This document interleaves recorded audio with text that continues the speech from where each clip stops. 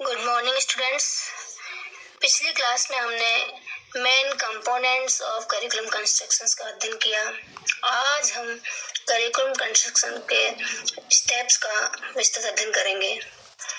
पाठ्यचर्या, जैसा कि बताया गया था कंपोनेंट्स के अंतर्गत कि पाठ्यचर्या एक निरंतर चलने वाली चक्रीय प्रक्रिया है, साइक्लिंग सिस्टम है, जिसकी सहायता से शैक्षिक उद्देश्य को प्राप्त करने का प्रयास किया जाता है।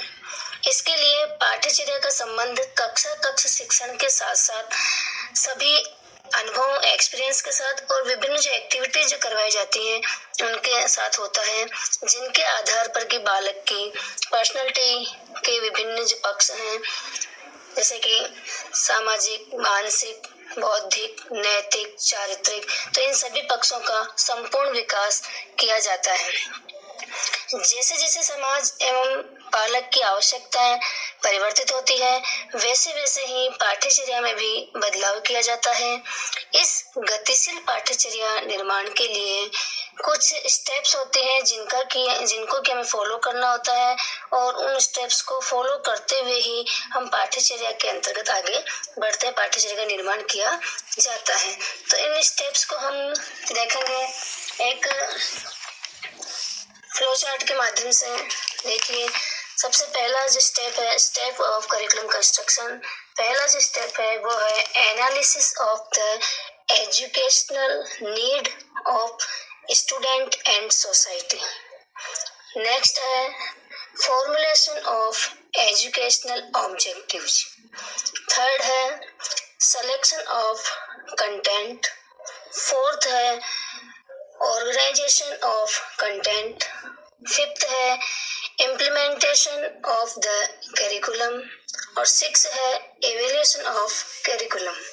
तो अब हम इनको विस्तृत रूप से अध्ययन करते हैं, देखते हैं। यहाँ पे सबसे पहला जो है वह है analysis of the educational need of student and society. विद्यार्थियों एवं समाज की शैक्षिक आवश्यकताओं का विश्लेषण।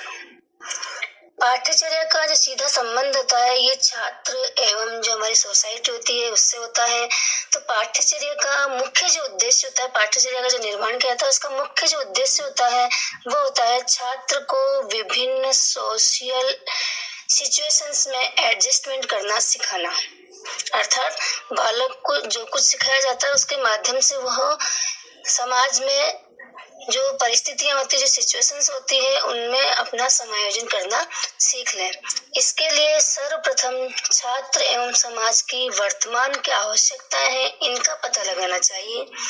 इसके बाद जो नीड्स, आवश्यकताएं जो है उनका निर्धारण करके और उनका एनालिसिस किया जाना चाहिए कि जो आवश्यकताएं हमने यहाँ निर्धारित की वो क्या सही है, सभी के लिए वो आवश्यकताएं बिल्कुल एक जैसी आवश्यकता है, या हमने पर्टिकुलर कुछ ही लोगों के नीड्स को ध्यान में रखते हुए और आगे के लिए पाठ्यचर्या का निर्माण कर दिया, ऐसा तो कहीं नहीं है।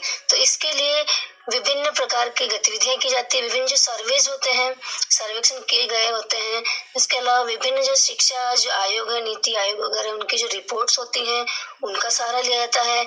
और इसके अलावा विभिन्न जो एजुकेशनल जो कमिटीज वगैरह होती हैं उनके द्वारा भी जो कुछ बताया गया है उन सबको ध्यान में रखते हुए और शैक्षिक आवश्यकताओं का निर्धारण किया जाता है। तो इस प्रकार से शैक्षिक आवश्यकताओं का विश्लेषण करते हैं विभिन्न गतिविधियों के द्वारा, इन सबको देखते हुए, और फिर पाठ्यचर्या में उसे स्थान दिया जाता है। तो ये पहला स्टेप हुआ, सबसे पहले ये क्रिया की जाती है। उसके बाद में सेकंड जो स्टेप हमारा वो है फॉर्मुलेशन ऑफ एजुकेशनल ऑब्जेक्टिव्स, शैक्षिक उद्देश्यों का निर्धारण करना। जब छात्र एवं समाज की आवश्यकताओं का पता चल जाता है तो उसके पश्चात हम एम्स और ऑब्जेक्टिव का निर्धारण करते हैं। तो उद्देश्यों के निर्धारण में सभी पक्षों को जो रखे गए हैं, उद्देश्य और अपेक्षित व्यवहार परिवर्तन के अंतर्गत हम उन्हें देखते हैं। तो वो सभी पक्ष हमारे हैं knowledge, understanding, application, skill, interest, attitude, aptitude, इन सब का ध्यान यहाँ रखा जाता है और इन सब का ध्यान रखते हुए और एक विभिन्न शैक्षिक उद्देश्यों का निर्माण किया था, निर्धारित करते हैं, जिनके आधार पर कि हम अपेक्षित व्यवहारगत परिवर्तन लाना चाहते हैं। तो पाठ्यचर्या निर्माण के दूसरे स्टेप में, दूसरे चरण में हम यहाँ पे उद्देश्यों का निर्धारण करते हैं।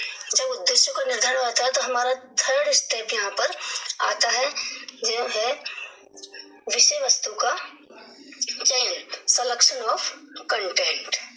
तो ये पाठ्यचर्या का तीसरा चरण कहलाता है, पाठ्यचर्या निर्माण का।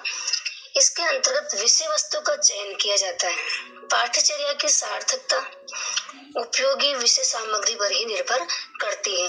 अगर जो सामग्री यहाँ हम रख रहे हैं पाठ्यचर्या को पूर्ण करने के लिए, वह सामग्री कैसी हो, उपयोगी अगर वो होती है तो ही सही पाठ्यचर्या होती है। तो कंटेंट का जब सिलेक्शन करते हैं तो उस समय यह ध्यान रखा जाना चाहिए कि यह जो कंटेंट है ये छात्र के दैनिक जीवन एवं क्रियाओं से संबंधित होना चाहिए। तो इस बात को भी ध्यान में रखा जाता है, अर्थात करिकुलम छात्र के लिए जीवन में उपयोगी होना चाहिए और उसे आत्मनिर्भर बनाने वाला होना चाहिए, जिससे कि बालक का जो भावी जीवन है उसे वो सुरक्षित बना सके। तो इस बात को ध्यान में रखते हुए और विषय वस्तु का चयन किया जाना चाहिए। तो यह है हमारा पाठ्यचर्या निर्माण का तीसरा चरण।